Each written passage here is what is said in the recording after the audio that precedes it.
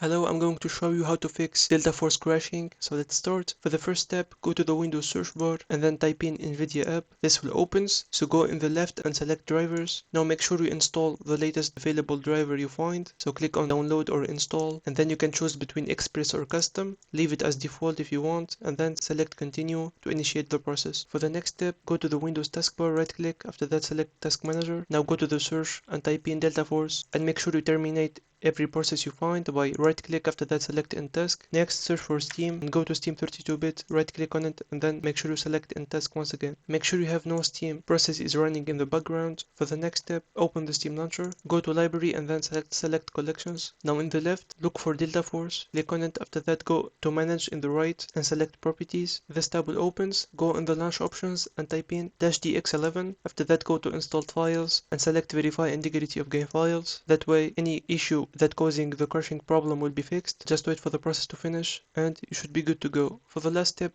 go to Steam logo in the top left corner, after that go to settings. In the left, select downloads, after that select clear cache and select confirm, and that's it. If you find this video is helpful, make sure to like and subscribe, and see you on the next one.